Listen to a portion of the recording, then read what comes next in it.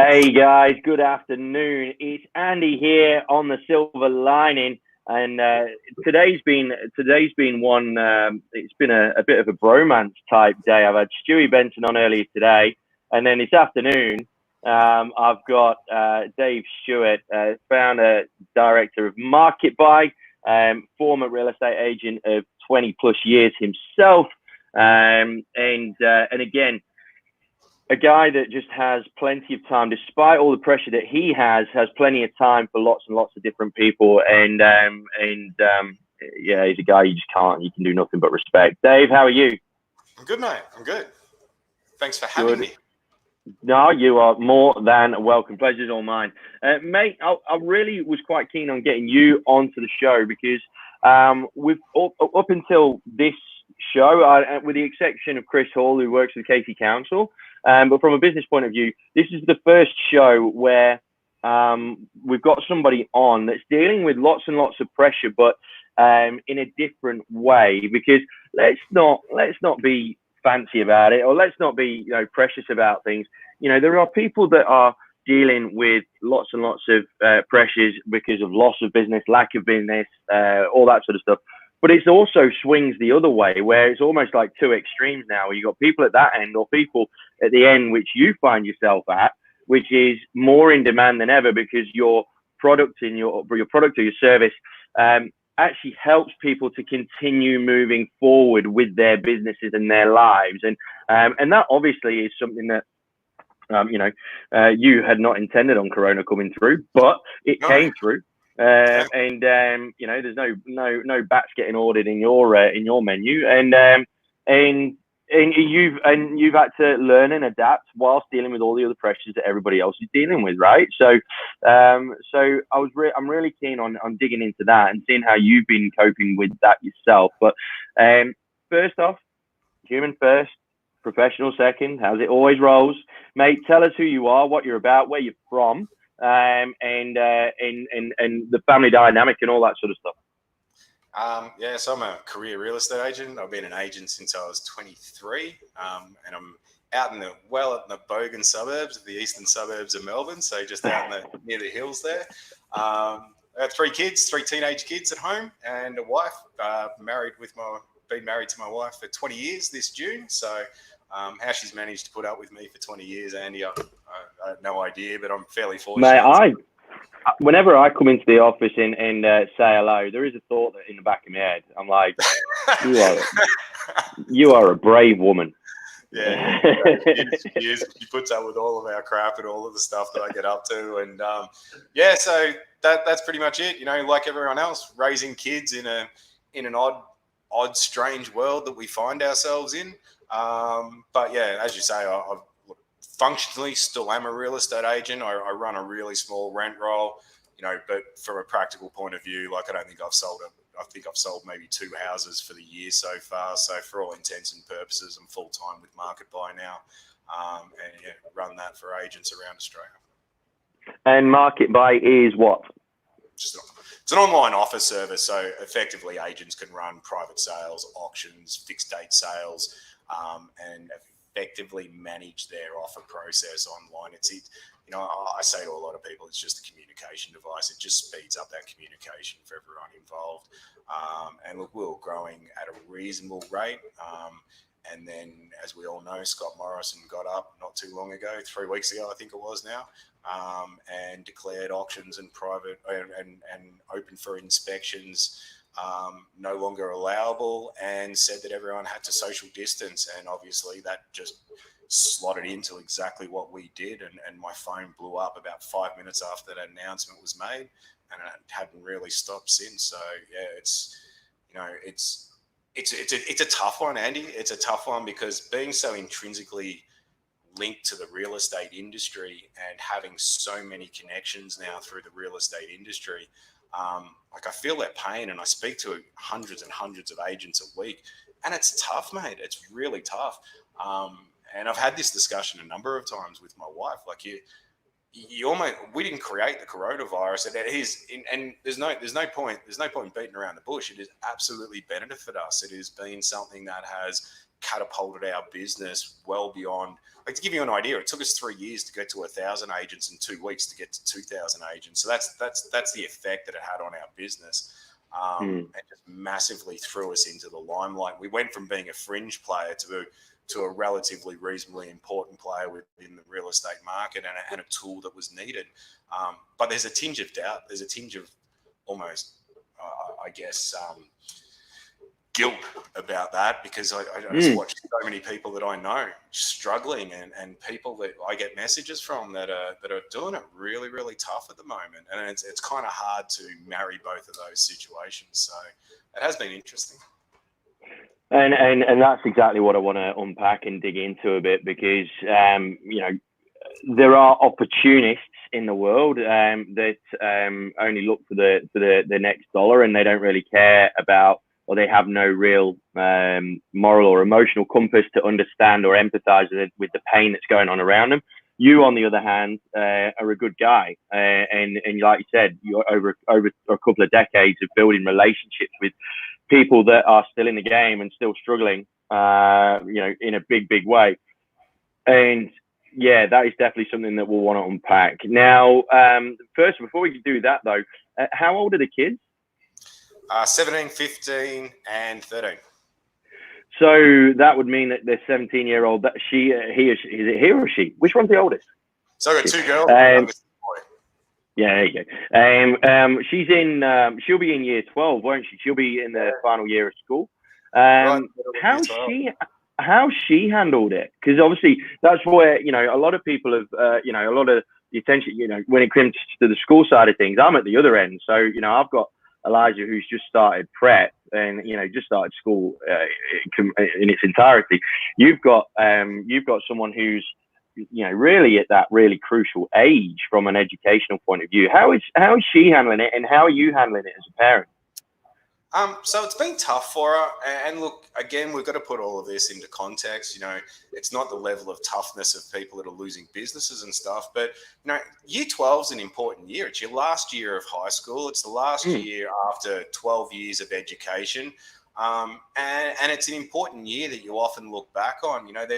There's things within that aren't just education. There's a whole lot of 18th birthday parties. There's final year of production, and Ayla, my eldest, has spent years working in production, and for the first time, she got herself into one of the lead roles, and we don't know whether that production is going to be on now.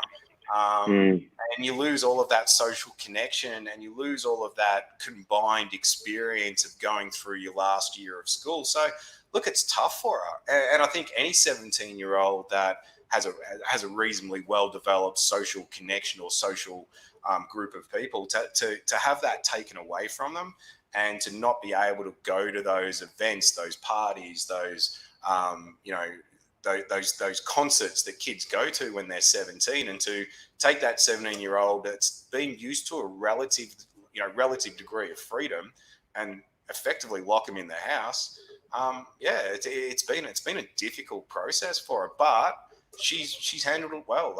I think she's pragmatic enough to understand that this is the world we find ourselves in. No one could really control it. No one could change it. And all of her cohort, so all of her friends in her year level, they're all in the same situation. They all have to deal with exactly the same circumstances. So from that point of view, she's taken it on the chin, and I've been really proud of the way that she's been able to adapt, and the way that she's just sort of rolled with the punches. But it hasn't been easy. It's certainly not something that, I think that's not how you look back on your final year of school. Yeah, absolutely. These are things, and I don't think I'm being too dramatic when I say this. These are things. These are situations where, if we're not careful, this corona stuff will have quite a long-term impact on people that are on individuals that are at these sort of types of moments in their lives, right?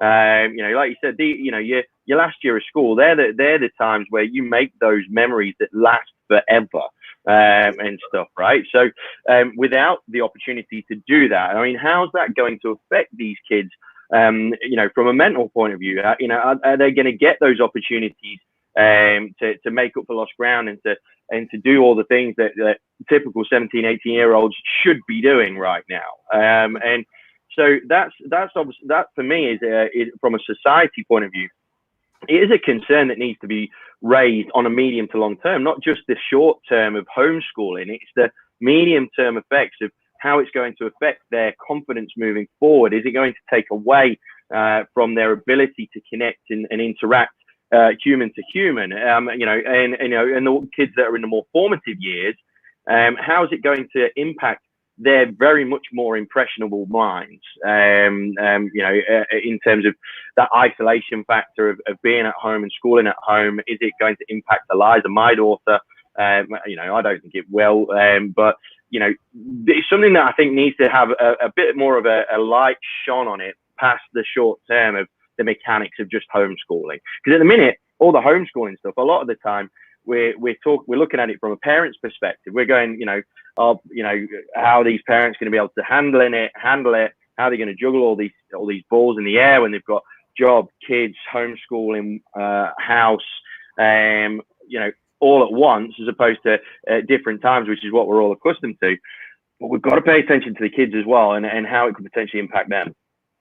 Yeah, and look, I don't think anyone's going to come out of this unchanged. 2020 will be a year that all of us will, whether you're 17 or you're 40 or 45 or 50 or 35, 2020 is a year that we'll all remember.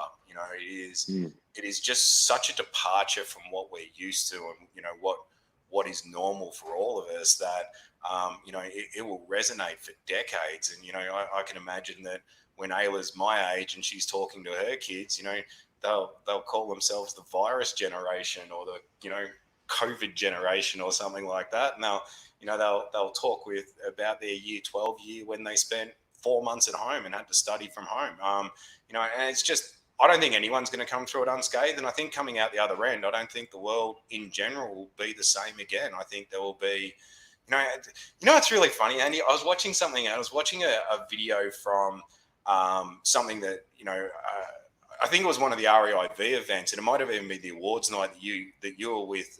We were at late last year, and you look at that room of 550 or 600 people, and it's just mind-boggling and we've only been in lockdown for 4 weeks, but you look at that room of 600 people, and you just go, stay away, like everyone, just move away from each other.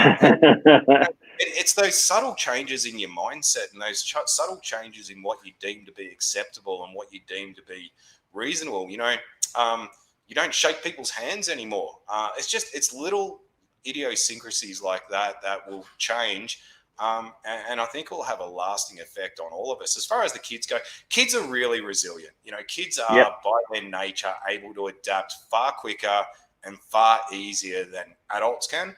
And one thing that we've been really conscious of is just to say to them that we understand that this is difficult. All three of them, not just Ayla, but we understand this is difficult. We understand it's a change. We understand that we're asking a lot from them, because we're asking 3 fairly active teenagers to get pretty much locked in a house for a month at a time. And, based on today's announcement, probably closer to 2 months. But we're there for them.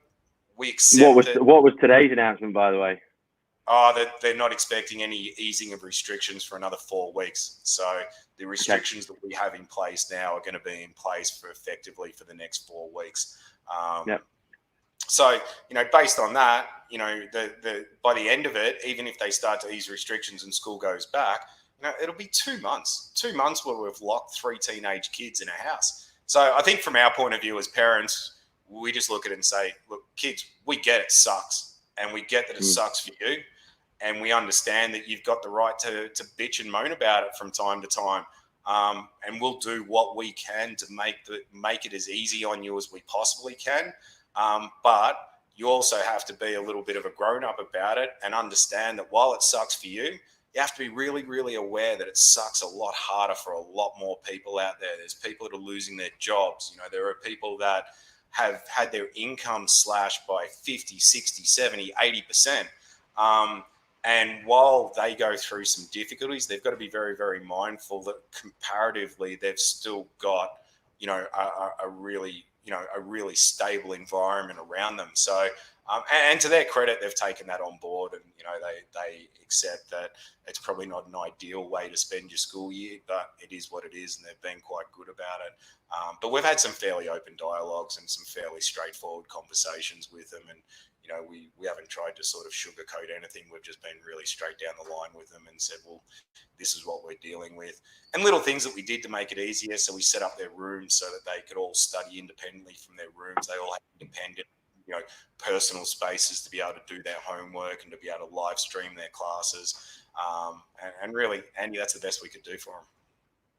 I think the key thing there is the level of empathy that you're showing in your open dialogue, and the nature with which you've tackled this whole situation. And I think from a parenting point of view, neither of us would claim to be parenting experts, but I think that sounds like a pretty damn fine way to go, if you ask me. At the end of the day, because of the complete holistic nature of how this has impacted society en masse, as well as individuals, I think empathy within the household is something that, again, it doesn't get talked about a heck of a lot, but I think that is probably possibly the cornerstone piece in terms of maintaining a degree of sanity within the family framework. Empathy, even to your youngest, treating all three of them with the same level of empathy so that they can deal with it and interpret it in their own way, I think is really crucial. And I think hats off to you for taking that approach, because look, that sounds like a perfectly reasonable way to go, but for a lot of parents and for a lot of people generally, pressure clouds judgment. Anxiety clouds judgment. People make decisions that might have had a negative effect because of how they've reacted to it themselves first. But I think the one thing I will say is, like, to your other point about the fact that kids are very resilient and more adaptable and what have you. If you are watching out there and you're a parent and this has sort of made you think, well, maybe we could perhaps have handled this a little bit differently. Like I said, neither Dave or I are experts by any stretch, but if that idea of handling the conversation with a bit more of an open dialogue and a bit more empathy, go and revisit it. It's never too late to revisit it, and you will find that I think that with kids or with anybody really, if you're finding that you've dealt with them with perhaps not as much empathy as what you perhaps could have, I think they probably appreciate it more if you actually went and had the gumption to actually go and revisit that conversation. I think that'd be incredible. And look, I've really I've taken the lead from Lisa on this one because things sort of blew up with work. I've spent a lot of time at work. My office is still open. It's because obviously there's enough going on in my house with kids doing homework, so I still run my webinars and phone calls and training sessions from the office. Lisa's been the one that has been at home, and Lisa's been the one that for the most part has guided the kids through it. And again, I think she's done an amazing job. I think the kids have got through it, and I think it's been largely because she's just, you've met my wife. She's a very pragmatic woman. She has just taken a very straightforward approach and has taken the time to sit down and work with them. And I think it's really been a credit to her. As you say, none of us are parenting experts. I've still had the ability to go to work. I've still had the ability to leave at 9 o'clock in the morning, and sometimes I don't get home until 6 or 6:30, and then I get home and I'm still taking phone calls or still returning text messages or emails or doing other bits and pieces. But she's really taken the lion's share of this. So my hat's off to her. And I think the smartest thing I did was not try and impose my will on it. I think the smartest thing I did was just take her lead and follow her course of action and back her up where I could. We've said this. I've said this to her in a number of conversations.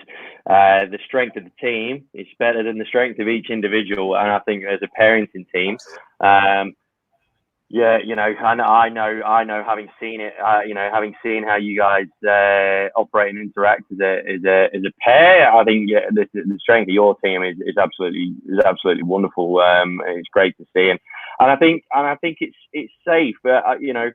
for guys, a lot of the time, especially for guys, taking a back seat is really uncomfortable. Like for a lot of guys, taking that back seat and having that perspective to say, yeah, look, right, I'm definitely I'm wingman on this one. I think that's something that, if from a modern relationship point of view, I think that's really, really cool. And I think it's something that probably like a lot of old school, more traditional relationships might be having to deal with that right now, is understanding the dynamics of how each other, because we have to be work as a team. We've got too many things going on, too many responsibilities. Yeah, there would have been no value in me putting my foot down and setting all these rules and saying this is how it's going to work and this is what's going to happen, and then take off at 9 o'clock and leave everyone else to deal with the fallout of it. Like it wasn't going to work. I wasn't there to manage it day to day, every day. And it had to be. And look, it's been a negotiated response. The kids have had their own say in how they want to run things and how they want to work things. And I've offered the office to, particularly to Ayla, who's in year 12. If you need to get out of the house, we've got spare desks here. We've got Wi-Fi, printers, all of that type of stuff. Come down to the office and work for a couple of hours. And whether she does over the next couple of weeks or not, that's up to her.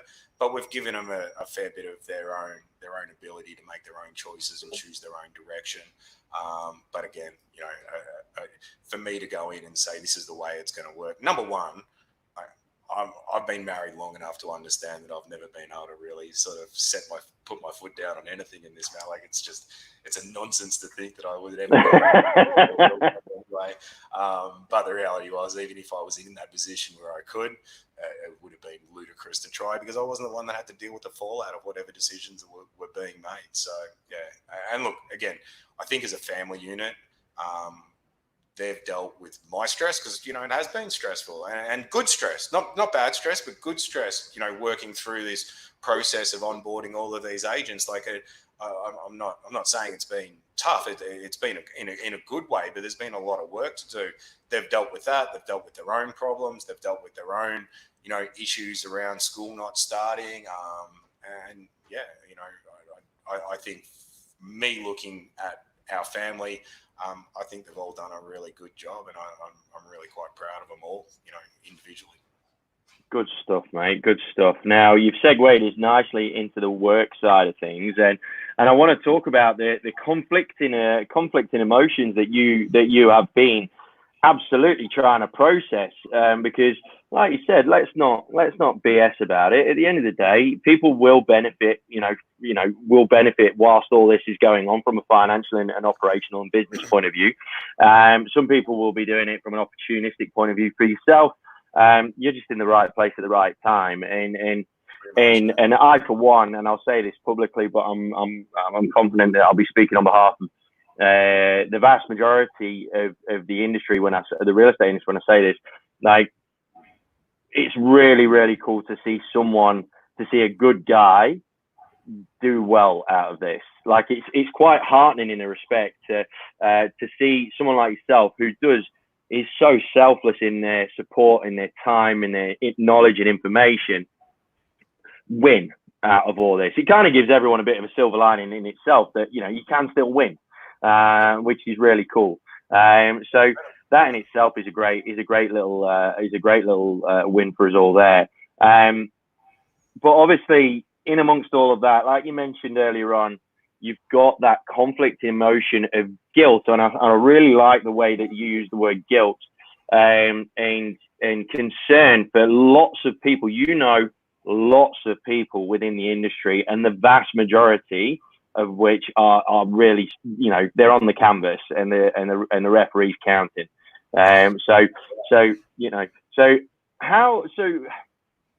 Tell me initially. So when Market Buy started to blow up, because you would have been very, very acutely aware of the negative connotations of what was going on, but when Market Buy really started to kick on, what was your initial thoughts? Were you initially like mega excited, doing, shit, this is going to be awesome, or was that nervousness already starting to build up right from the beginning? So I was in Brisbane, and I was at their event, and that was being followed on the Saturday night by the REIQ Awards. and the event was on Thursday and Friday, which was their showcase event, and on the Thursday afternoon, they had announced that they were restricting all gatherings to 500 people or less, but it wasn't going to kick in till the following Monday. And I'd spoken to Peter Brewer, who is the chairman of the RAIQ, and he was saying that they, as a team, they really agonised over whether they were going to go ahead with the awards night on Saturday night, because it was going to be over 500 people, but even 500 people, the new rules didn't kick in till Monday. And they decided to proceed with it. And I was talking to John Hallaby, he's one of my partners in Market Buy, and I turned around to him and I said, mate, they're going to restrict people to gatherings of 500. That's going to kill every conference from here on out for the next few months. And realistically, I don't reckon this is the end of it. I reckon there will be further restrictions that will be put in place. And I think it was that point we really started to get a sense that this was going to have an impact on us from a business point of view. And from Monday, we flew home Sunday night. From Monday, that following Monday, they restrictions on 500,000 people. Within a week, it was down to 10 people. And then within another week, they'd cancelled open for inspections and public auctions. And that 2 weeks preceding that announcement, we were seeing an uptick in not buyer inquiry, but uptick in agent inquiries and emails coming through, and people that were interested in what we were doing. So we'd certainly seen an increase. But from that announcement, it just exploded. Now, from that point, I didn't think, Andy, like there wasn't any time to think. We just acted. We acted in just responding, and we didn't really sit down to consider what sort of impact it was going to have. The one thing that Lisa had said to me is be really careful about your social media. Like, be really careful about what you're doing, because, you're an agent and people out there are hurting, and they're going to be really hurting in the next few months. Don't be going out there on social media blasting out how great business is going, because that's just it's not going to resonate well. And you've got to have an awareness that, there are people in your industry that are really, really frightened at the moment. And that was driven home, and I won't name names, but an agent that I'm quite close to rang me. Runs a quite a large office, and someone that I'd always looked at that I thought was fairly bulletproof and, fairly secure. And, they'd started laying off staff, and they were really, really concerned about their future ability to pay bills and to, if settlements dried up. And I think that really hit home. And it was and that was probably a week after the announcement. It was at that point that I really stopped and looked around. And, the more people we talked to, it wasn't so much just providing solutions, but the more questions you asked, the more you saw how much people were hurting. And it's tough. These are people that I've known for years, and, as an industry that I've been in my entire adult life, to see people being laid off, to see people that didn't know whether they were going to be able to survive over the next few months, and were they going to have to close their offices down. Like, it's difficult.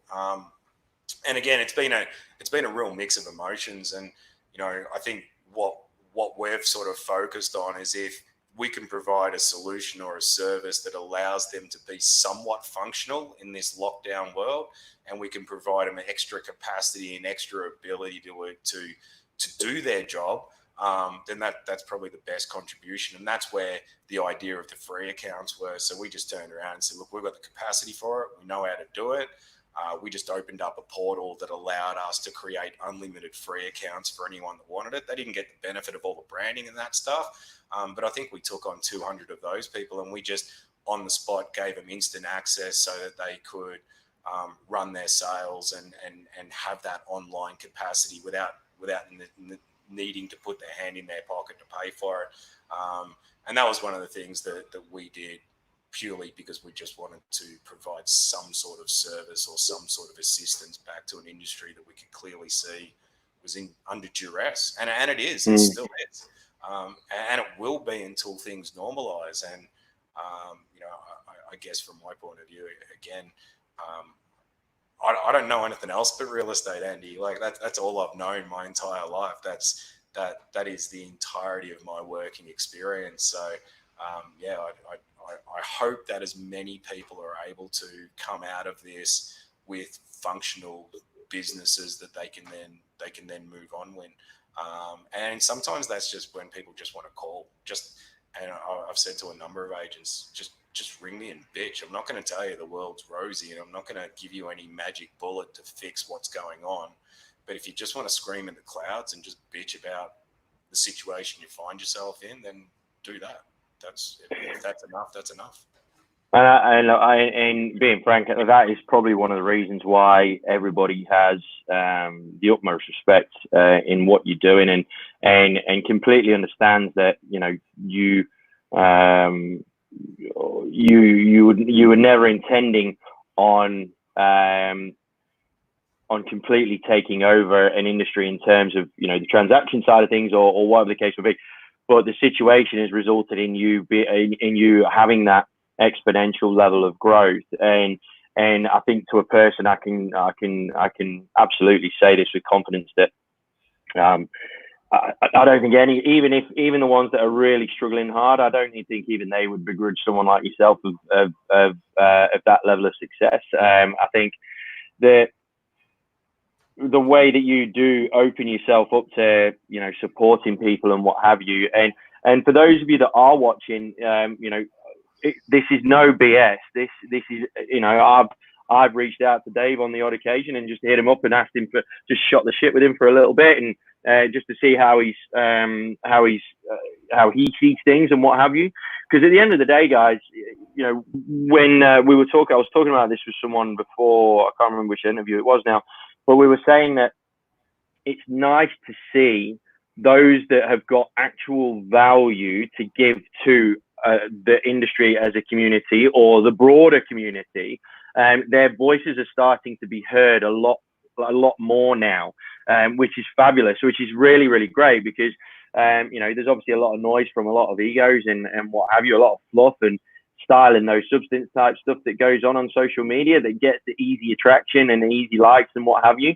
But now we're starting to see the cream rise in terms of who are the leaders in community, who are the leaders in society, and I think guys, if whether you're in the industry or not, to be perfectly frank, if you are in business and sort of wanting to shoot the breeze with someone that's got the battle scars, been there, done that, got the t-shirts, all the rest of it, been through the ups and downs, and Dave is absolutely one of those guys. So mate, moving forward, so when the dust settles, and it will, when the dust does settle, how do you see the industry playing out, and what are you hoping?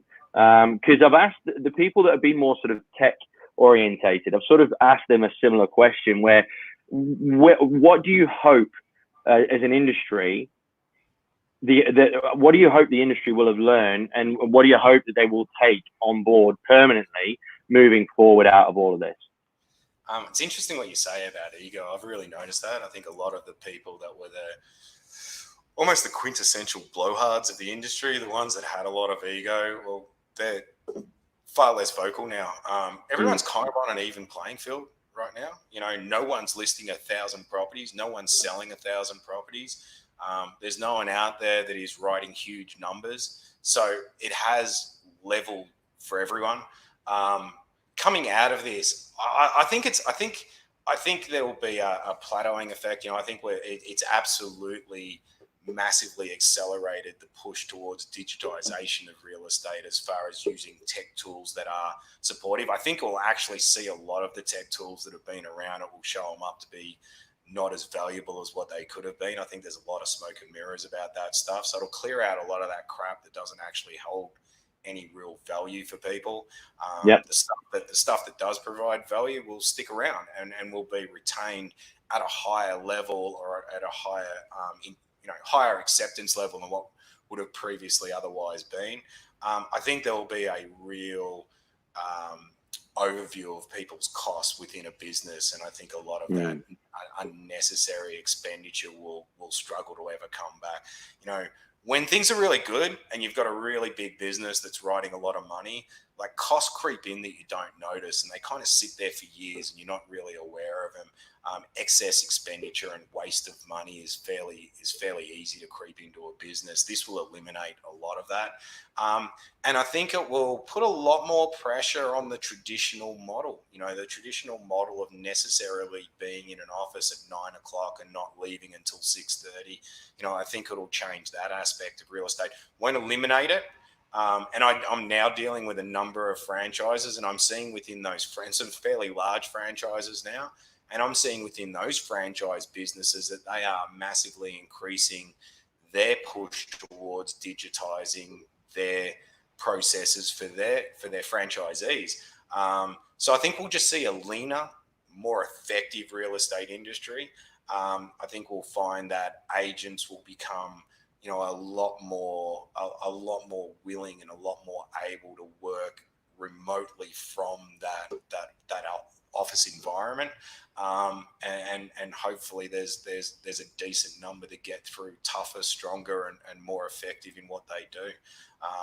And I think we'll lose a lot. That's just the reality. I don't think anyone can change that. I think the industry will contract quite substantially over the next few months. But that happens in every upturn and every downturn. You find changes in numbers.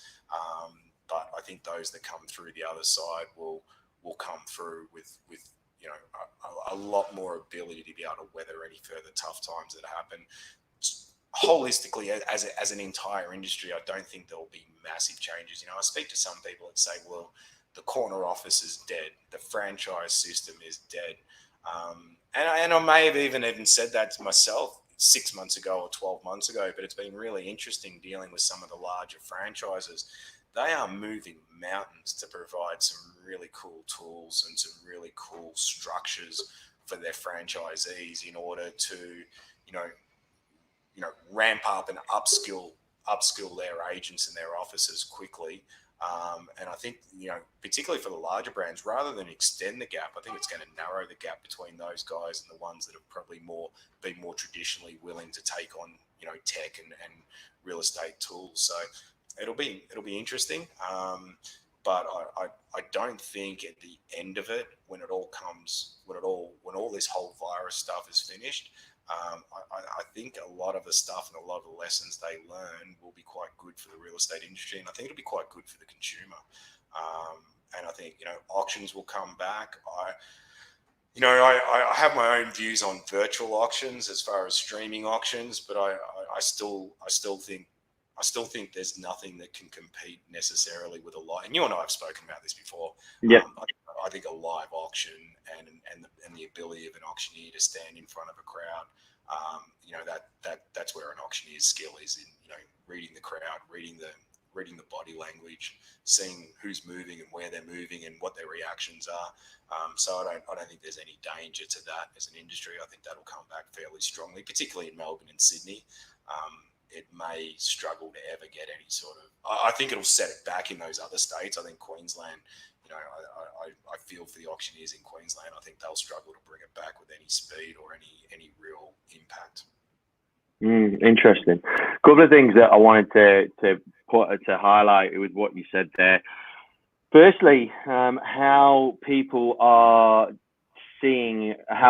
interpreting value in products and services, I think, is one thing that's absolutely going to change. I think people will actually look for value of service, not necessarily just get me the quick fix, or you can buy this bit of kit and it's just going to do something real razzle dazzle for you. But again, it will be a style over substance thing. I think the value in the substance, I think, will be massively changed, and that's exactly what you alluded to there. Because there are a hell of a lot of leechy type products, especially in the real estate space, which has got a high turnover of money from generally speaking. Yep. Leechy products, by that I say, they just tap themselves onto the side of the industry and just keep sucking. So I think you're absolutely nail on the head there with regards to where people will see value and perceive value.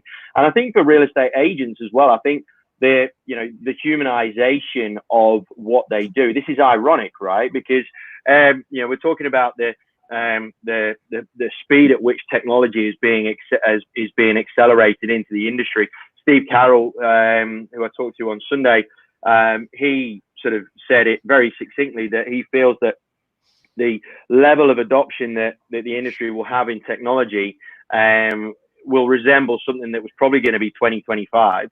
It's probably sped things up by half a decade in terms of how accepted the industry, how accepting the industry is of technology.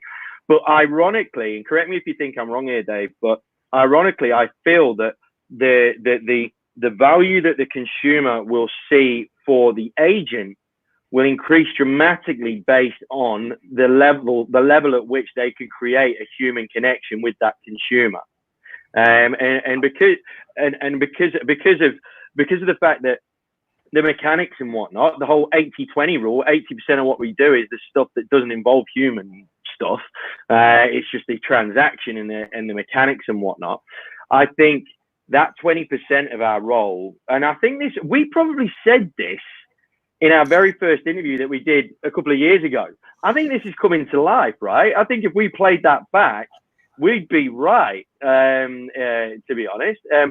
Are you feeling the same thing? Do you think that agents have actually got an opportunity here to really show some proper value beyond the transaction?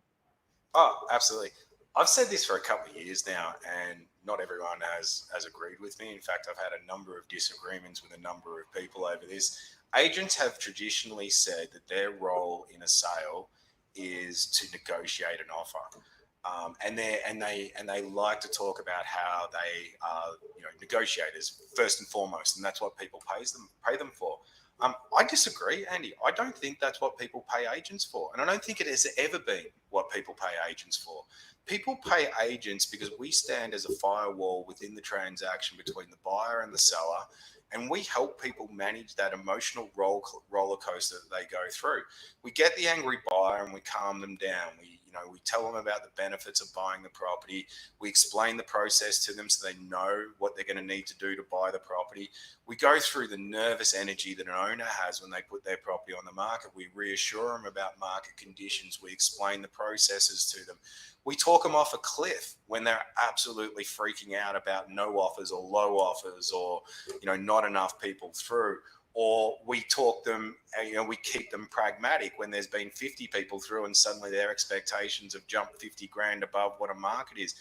Our role has always been to manage the process and to manage the emotional inputs from both a buyer's point of view and a seller's point of view.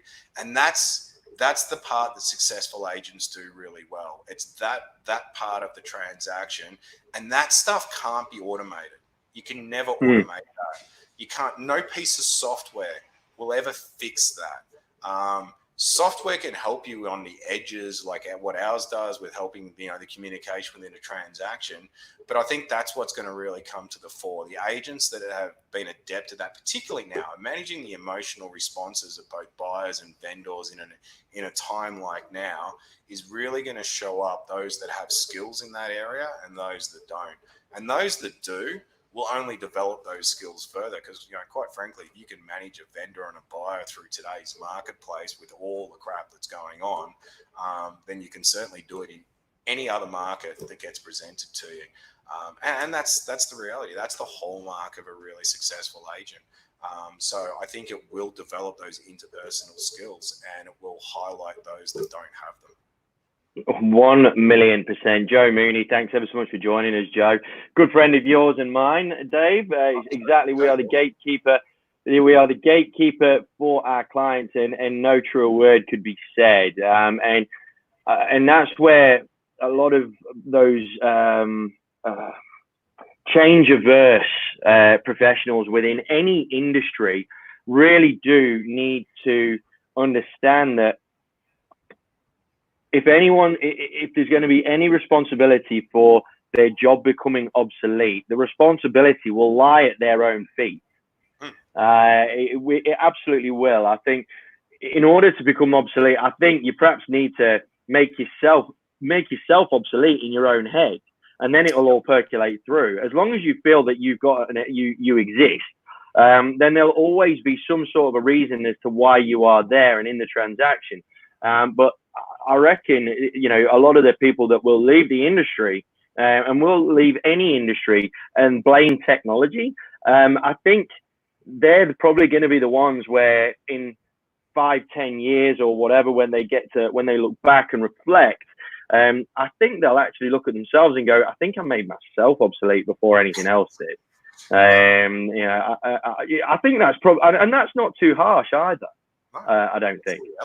It's the world we live in, and that is just and again, I think we're seeing a change in the way agents view what they do within the transaction now. I think the good ones, and Joe made a comment there. I just said to you, I love Joe. Joe has a really, like, if I could take Joe's view of the way that she looks at the real estate industry and pump that out to the rest of the industry, I reckon you'd get some real value. Like, she's straight down the line, but she has massive empathy for her clients, not just sellers, but buyers and sellers. And she understands that her role is to take all of those people on a journey and deliver them at the other end with a successful result. And it doesn't matter, again, it doesn't matter whether that result is $50,000 above what the owner's expectations are, at expectations, or slightly below their expectations, as long as at the end of the day, the very best job is being done and the best result within the circumstances can be achieved. It's taking them through from day one all the way through to the end. And I think more and more agents are really starting to see that. And more agents are taking that on board as their core responsibility, as their core metric, as the skill that they really, that's where their value is, Andy. That's the value that they bring to the transaction. And the thing is, if they are someone that finds themselves to be very transactional based and just focused on that short term, that deal happening, and each deal happening is a short term transaction, then again they will become unstuck. I mean, I always used to say, when I was on the front line, that people asked me what I did, I'd say, look, I help people move forward with their lives, and then I say, and it just happens to be through real estate. It could be through any vehicle, but at that time it was through the thing of selling houses, and that's where I think the mindset needs to shift. It's all well and good having your systems and your procedures and all your bits and bobs like that.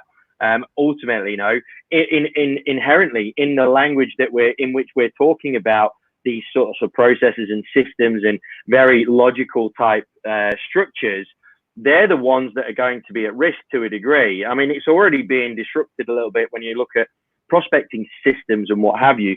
You look at something like Rita, the artificial intelligence software built by Ian and Sarah, and that is disrupting the systems and the structures and the traditional stuff where you have to do this 5 million times and do that 100 times and all this sort of stuff. It's those systems and people that rely on those systems that may find themselves a little bit unstuck if they don't become aware of what's going on right now in terms of that shift and the shift in focus from the transaction to the connection. And I think that's the awareness that, as leaders, the likes of yourself, I love how you go about it, because you've never, and you've always had people giving you crap saying that you're just trying to take over the auction process and all that sort of stuff. And you've said it till you're blue in the face that, you are an auctioneer. Why the hell would you do it? You love the theatre of an auction and all that sort of jazz. But ultimately it's why we connected, because at the end of the day, traditional and tech can come together. The traditional element of this entire piece is the humanization of the transaction, which is a very, very stressful time for people. And we joke about being part-time psychologists, part-time counselors and whatnot. But ultimately, where else do we think that we're going to be able to give value? Where? It just doesn't exist. Outside of the whole virus world that we're living in at the moment, selling a house or buying a house ranks right up there as the most stressful things that people can do in their life. And it's only beaten by death and divorce and bankruptcy. Beyond that, purchasing a property and spending hundreds and hundreds of thousands of dollars, millions of dollars in some cases, and committing yourself to a 25 or 30-year mortgage at $3,000, $4,000, $5,000 a month, or whatever your prepared repayments are, that is just terrifying for people. It is terrifying. And we don't give that enough appreciation as an industry. We don't provide enough. We spend all of our time talking about how many sales we've done. We spend all of our time talking about how many awards we've won. We spend all of our time talking about ourselves. We just don't spend enough time understanding that the people we're working with are real people. They sell one house every 7 to 10 years on average, and they are terrified with and it doesn't matter whether they're buying or selling, they are terrified with the process. And the only thing that keeps them on a level plane, the only thing that keeps them calm and in control through this process is, in a lot of cases, their real estate agent. For all the crap we cop in the general public, we stand there as a firewall. We're the one when the vendor is absolutely crapping themselves, ringing us at 9:30 at night. We're the ones that spend a half an hour on the phone to them, talking them down. We're the ones that go, oh, we've got this, relax, it's under control. We will get you to the end. We'll get a solution for you. That's what we do.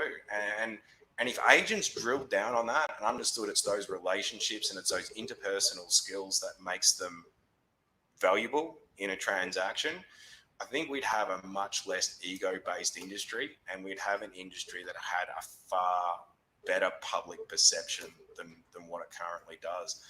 But I think this whole virus thing is probably going to assist that, because what better way to develop interpersonal skills than throw yourself into a situation that we've currently got now. And those agents that are dealing with vendors that are not just terrified, they are absolutely hyper scared of what's going on and what impact this will have on their values of their property. The vast majority of most people's personal wealth is tied up in the property they own. So, it's a big responsibility we take on every day. And it has nothing to do with the actual transaction itself. The actual offer process itself has very little to do with what we do as an industry.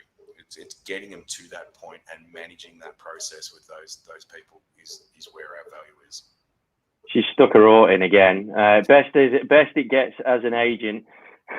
Thank you. You took the stress out of the process and the hug that follows from clients, providing we are not adhering to social distancing. No hugs allowed at the minute, Joe Mooney. You know that. No hugs. That's right. And you can get that selling a property for $30,000 less than what they originally wanted for it. Like we think we're so focused on the price and the end price that we forget that's not what people are in it for. People are in it to make it. I think you said it before. People are in it because they're trying to complete a process in their life. They're trying to get to another house. They're trying to move jobs. They're trying to get away from a spouse that they've just been through a separation on. There's a reason they move. Very, very rarely do people move purely on a dollar basis. The dollars are good. The dollars are secondary, though. They move for a lifestyle reason. I've said that. I've said this time and time again. At the end of the day, no one wakes up one morning and goes, you know what? I fancy uprooting my life.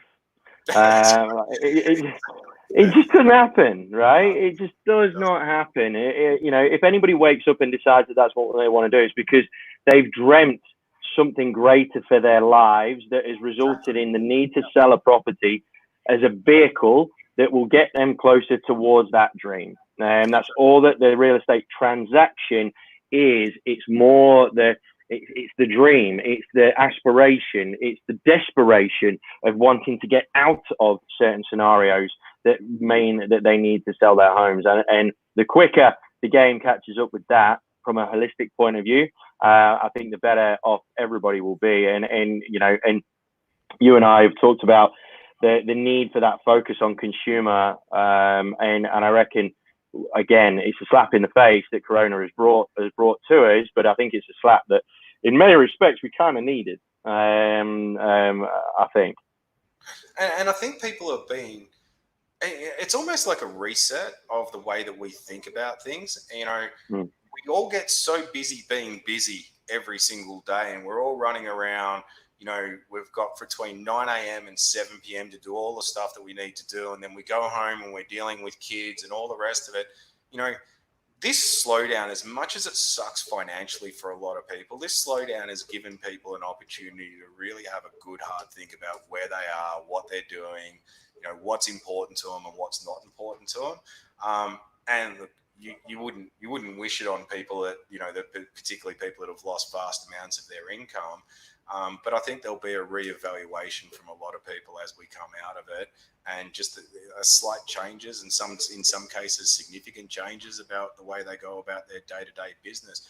But what is really showing up, and I can't remember, I watched one of your interviews, it wasn't today, it was a couple of other days ago, but someone was saying in one of those interviews that what's really coming out of it is people are reaching out. They can't physically go and have a beer with someone, but they're reaching out to family, to friends, and it is accelerating or making it ever more important just how critical those relationships with people within your life are, and making sure that they're okay, and making sure that people aren't just stewing at home by themselves in fits of depression, and I think that's been a really good aspect of it.